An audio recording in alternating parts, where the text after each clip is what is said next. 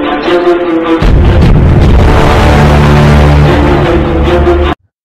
मैं वक्फ coordination committee Jalgaon का अध्यक्ष होने के नाते अपनी पूरी टीम के जानिब से आप तमाम पत्रकार साथियों का, पत्रकार बंधुओं का स्वागत करता हूं।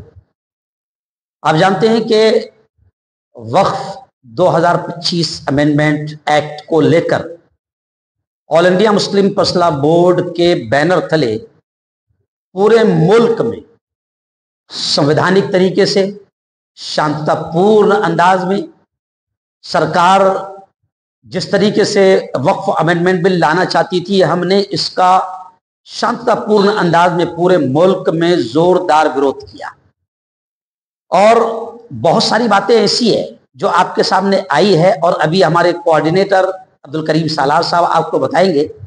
लेकिन आज मैं आपको स्वागत करते हुए आगे बढ़कर इतना ही कहूंगा कि अभी जो सुप्रीम कोर्ट का फैसला आया है वो अंतरिम फैसला है, फाइनल जजमेंट जो है वो आने वाला है।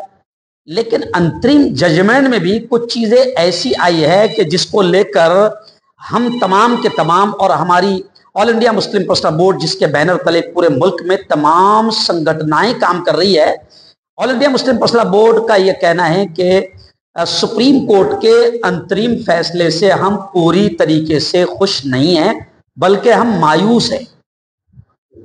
कुछ ऐसी चीजें आई है जिसकी तफसील अभी आपके सामने आएगी।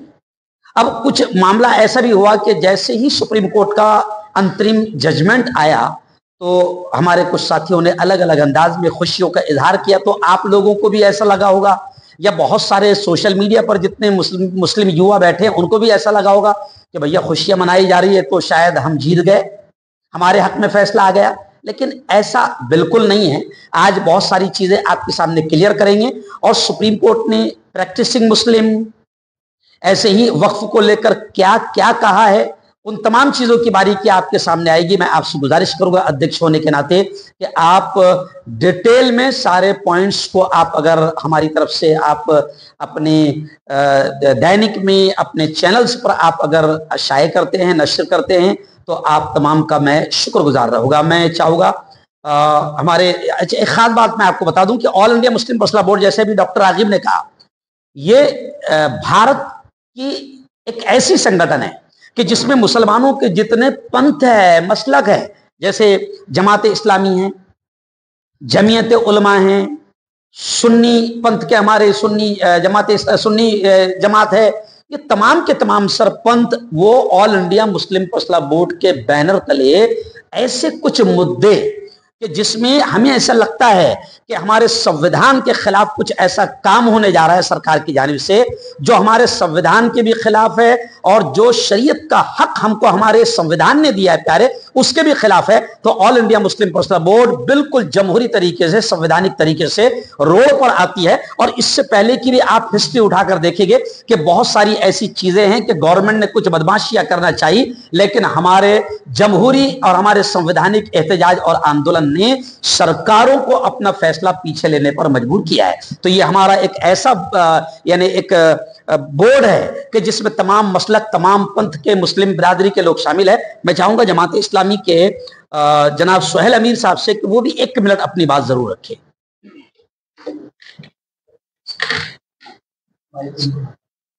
अमीर जमात इस्लामी। बिस्मिल्लाहिर्रहमानिर्रहीम।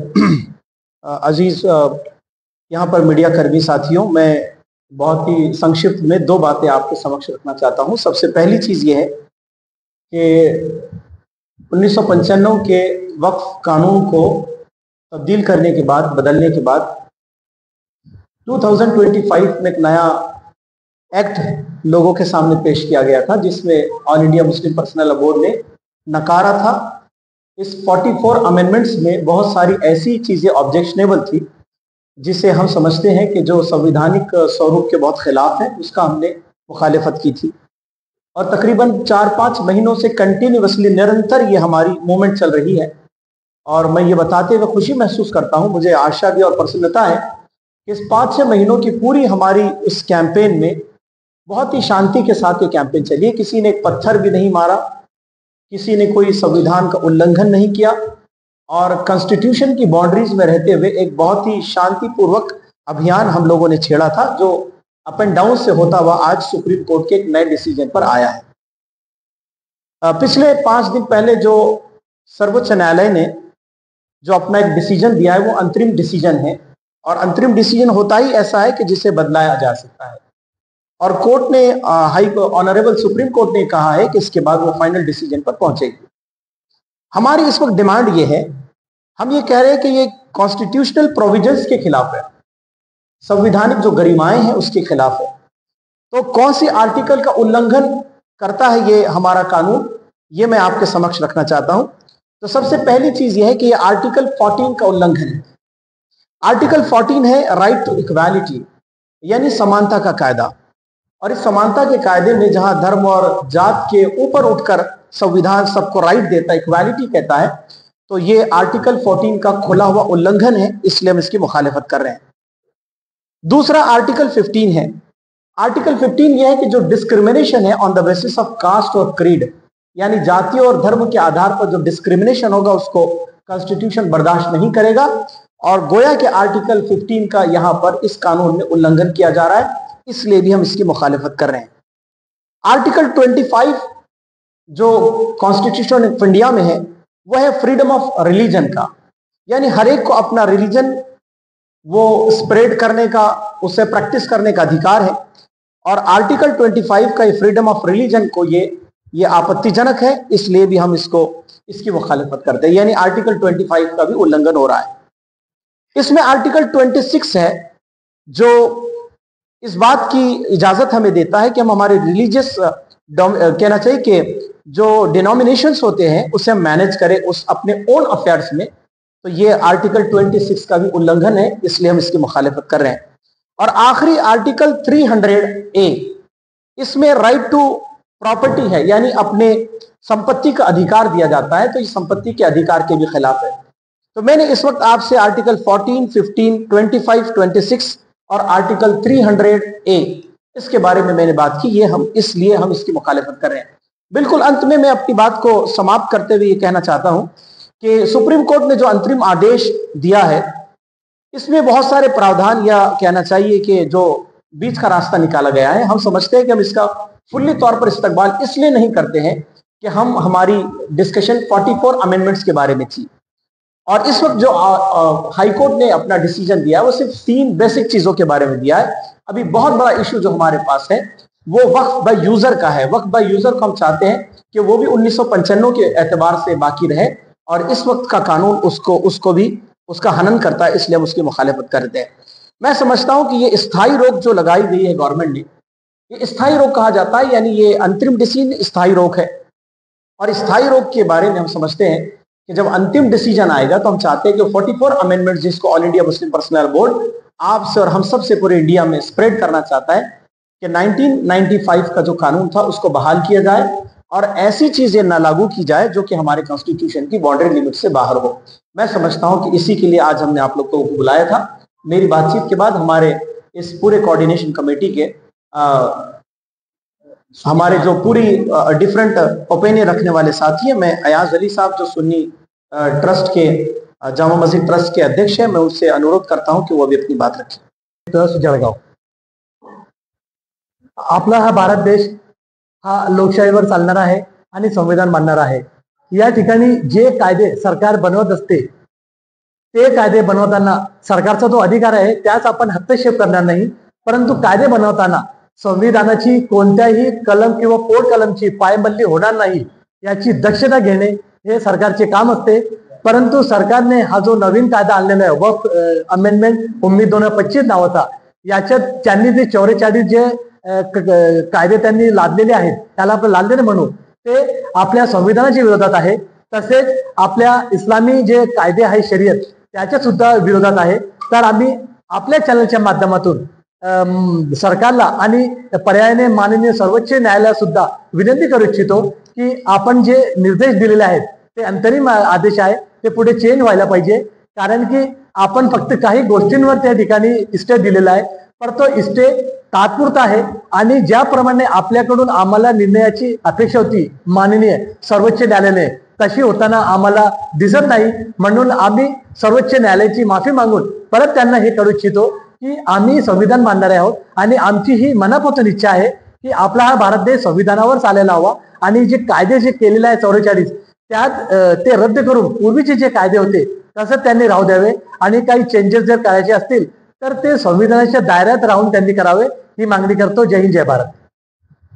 2025च्या हल्लीच्या नामदार सुप्रीम कोर्टाचा जो एक निर्णय आलेला आहे, अंतरिम आदेश आलेला आहे, त्या बाबतीत आज आम्ही जे पत्रकार परिषद आयोजित केली, आमच्या वक्फ फाउंडेशन कमिटीचे अध्यक्ष हारून मुफ्ती साहेब सोबत बसलेले आमचे सर्व सहकारी आणि पत्रकार बंधूंनो, आपले सर्वांचे पुन्हा स्वागत.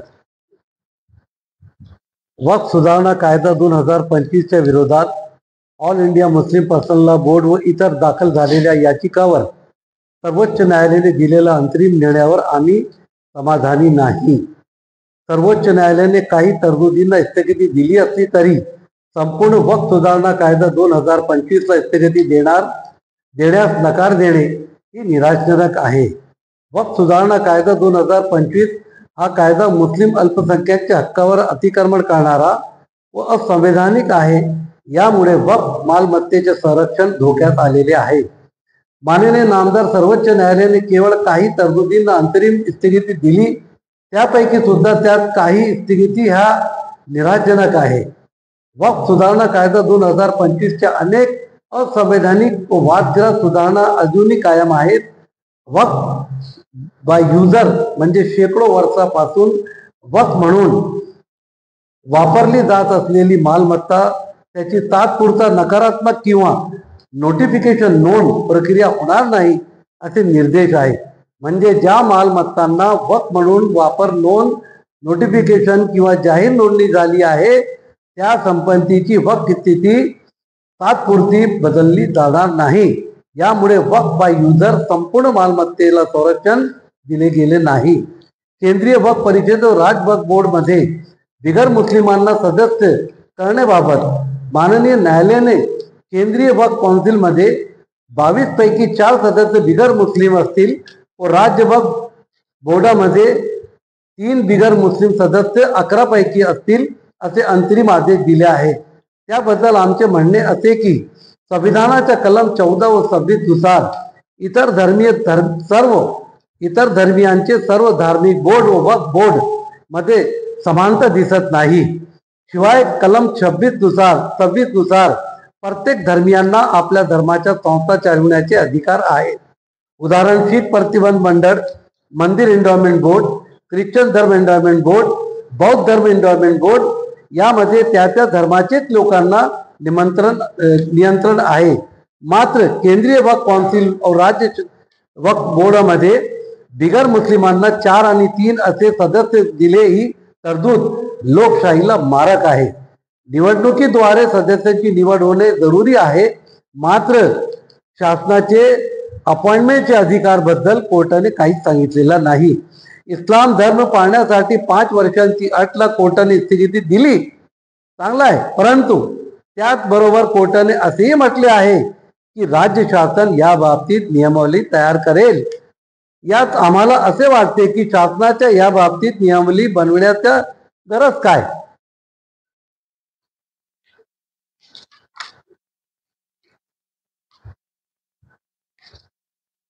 वक्फ बोर्डाच्या सीओ बद्दल वक्फ सुधारित कायदा बोर्डाच्या सीओ हा मुस्लिमच असतील असे नमूद नाही. त्यावर माननीय न्यायालयाने आपल्या तात्पुरत्या स्थगितीमध्ये असे नमूद केले की बोर्डाच्या सीईओ म्हणून मुस्लिम अधिकाऱ्याला शासनाने प्राधान्य द्यावे असे म्हटले आहे. वास्तविक इतर धार्मिक बोर्डाचे सीईओ हे त्याच धर्माचे असतात कारण त्यांना त्या धर्माचे ज्ञान आहे. प्राधान्यापेक्षा अनिवार्य असे निर्देश अपेक्षित होते. जिल्हा अधिकारी यांना वक्फ सुधारित कायद्याबद्दल मालमत्तेच्या मालकी हक्क ठरविण्याचा जो अधिकार दिला होता त्यावर स्थगिती दिली असून फक्त ट्रिब्युनलला त्याचे अधिकार दिले आहे. हा निर्णय समाधानकारक आहे. याच्यामुळे सार्वजनिक व्यक्तींच्या अधिकारामध्ये हस्तक्षेप होणार नाही. वरील प्रमाणे माननीय उच्च न्यायालयाने ज्या काही सुधारित कायद्यावर जे तात्पुरती स्थगिती वर निर्णय दिले त्याच्याने समाधान होत नाही. भारतीय संविधानाची विरोधाभास दिसत आहे. तसेच हल्लीच्या सर्वोच्च न्यायालयाच्या निकालाबाबत जनजागृती व्हावी म्हणून all India Muslim personal law बोर्डने संपूर्ण देशामध्ये सर्वोच्च न्यायालयाचे अंतिम निर्णय येईपर्यंत शांततापूर्ण आंदोलन बद्दल रूपरेखा तयार केली आहे. त्यात काल विशेष प्रार्थनेचे आयोजन करण्यात आले आहे. काल ते झाले. 26 सप्टेंबर शुक्रवारी रोजी सकाळी 8 ते 2 वाजेपर्यंत सर्व भारतीय मुस्लिम व संविधान प्रेमींनी आपले आपले व्यवसाय बंद ठेवणे बद्दल आवाहन केले आहे.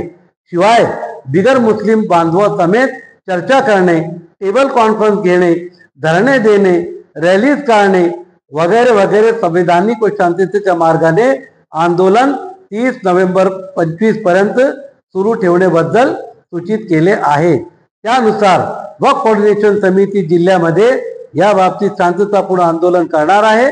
आम्हाला विश्वास आहे की आपल्या अंतिम निर्णयामध्ये सर्वोच्च न्यायालय न्यायपूर्वक निर्णय देतील. शासनाने सुद्धा आमच्या भावना समजून घ्यावे व संविधानाची मूळ कल्पना पाहून हा सुधारित कायद्याबद्दल फेरविचार करावा अशी आम्ही आपल्याद्वारे त्यांना विनंती केलेली आहे. याशिवाय लिमिटेशन ऍक्ट 1963 त्याबद्दल कोर्टाने काही स्थगिती दिली नाही. त्याच्यामध्ये वक्फची मालमत्ता असेल त्याच्या एक लिमिट मध्ये जर तुम्ही ऑब्जेक्शन घेतला आणि कागदपत्र दिले तरच ती मालमत्ता वक्फची राहील, अदरवाईज कब्जेदाराला ती देण्यात येईल. म्हणजे एक ठिकाणी तुम्ही सांगताय की 12 वर्ष जो मालक असेल त्याला तुम्ही ती जागा देऊन टाकणार आणि 100, 200, 500 वर्षापासून वक्फ बाय युजरची जागा ते तुम्ही सांगता सरकार त्याचे ताबा घेईल तर ते रजिस्टर नसेल तर हा विरोधाभास आहे. आणि याच्या नवीन नाहीये.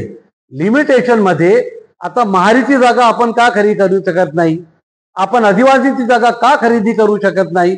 कारण ते खरेदी जरी तुम्ही केली तर ती इल्लीगल ठरवून त्यांची वारसांना परत दिली जाते. ते 25 असो की 50 वर्ष असो. मग इथे का ती 50 वर्ष 100 वर्षाची जागा जर कागदपत्र दिले वक्फेचं का ते परत घेणार नाही? म्हणजे हा जो लिमिटेशन कायदा आहे हा सुद्धा चुकीचा आहे. पूर्वी असा होता की कोणी जर याच्यात अफरातफरी केली मुतवल्लियांनी किंवा ट्रस्टींनी तर त्यांच्या विरोधात नॉन बेलेबल ऑफेन्सची प्रोव्हिजन होती. आता त्यांनी बिलेबल केला नवीन कायद्यामध्ये. त्याबद्दल सरकारने त्याला काहीच एक शब्द बोलले नाही, उलट ते पेंडिंग ठेवलेलं आहे.